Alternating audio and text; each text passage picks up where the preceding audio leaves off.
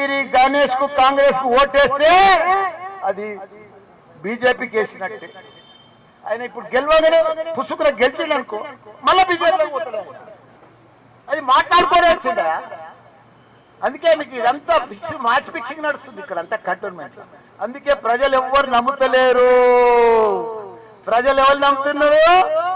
సాయన్న బిడ్డను 30 ఏళ్ళ సంది కడుపుని చంపుకొని సొంత ఇల్లు లేకుండా మన కంటోన్మెంట్ లో డబల్ బెడ్రూమ్లు కట్టించి ప్రతి ఒక్కరికి సేవ చేసి ఫ్రీగా వాటర్ ఇచ్చి అందరికి సేవ చేసి కంటోన్మెంట్ అన్ని రకాల కూడా వాళ్ళకు సేవ చేసి మనకి అలా ఇంత అభివృద్ధి చేసిండు. ఆయనకు ఒకనాడు బీజేపీ ఉన్నది సెంట్రల్ 10 ఏళ్ళ సంది, నేను కూడా ఎంపీ ఉన్నట్టు 5 ఏళ్ల కింద. ఎంత బాధనే కంటోన్మెంట్. మనం పాకిస్తాన్లో ఉన్నామా కంటోన్మెంట్ ఉన్నామా అంత బాధ అనిపిస్తుంది ఒక్కోసారి. అప్పుడైతే నేను డిఫెన్స్ మినిస్టర్ కూడా పిలుచుకొచ్చిన, అరే చిన్న పూరి గుడిసా ఇల్లు కూలిపోతుంది, వర్షానికి కూలిపోతుంటే కూడా మనం రిపేర్ చేసుకునే పరిస్థితి లేదే. అంత గోస. పిచ్చిల్ లైన్ కానీ మట్మోడ్ కానీ సిక్ విలేజ్ కానీ యాడ ఉన్న ముస్లిం సోదరులు కానీ క్రైస్తవ సోదరులు కానీ ఎస్సీలు కానీ ఎస్టీలు కానీ యాడ ఉన్న గుడిసెలు అవే 50 ఏళ్ళు నేను పుట్టినప్పటి చూస్తుంది కంటోన్మెంట్ లో. అప్పుడు ఎట్లుండే ఇల్లు ఇప్పుడు కూడా ఏమి మన కంటోన్మెంట్ లో వాళ్ళు బీజేపీ ప్రభుత్వం అభివృద్ధి చేయలేదు.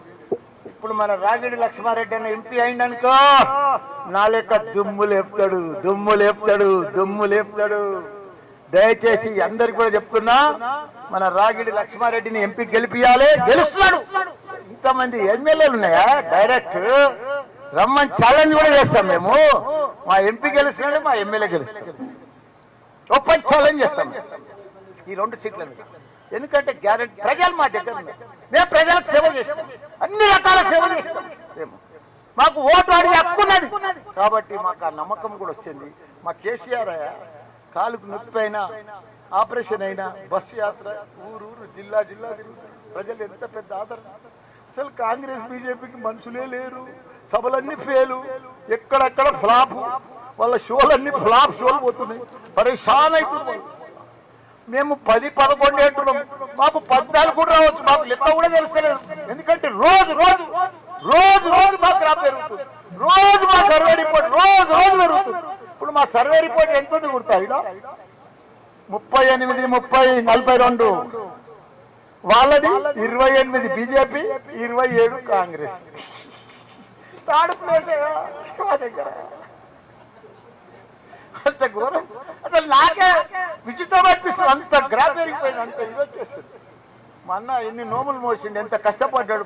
పేద ప్రజలకు ఎంతో సేవ చేసిండు. ఆయన మంచి 25 ఏళ్ళ సార్ సేవ చేసుకుంటుంటే అవన్నీ సక్సెస్ అవుతున్నాయి. ఆమె కూడా వాళ్ళ నాయన మీదికెళ్ళి, వాళ్ళ బిడ్డ, వాళ్ళ అక్క చెల్లె మీదికెళ్ళి చూస్తున్నారు.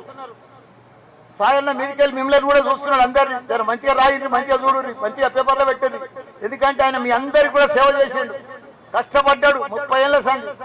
ఆయన ఆత్మశాంతి చేయాలంటే మన సాయన్న బిడ్డను గెలిపియాలి మనం.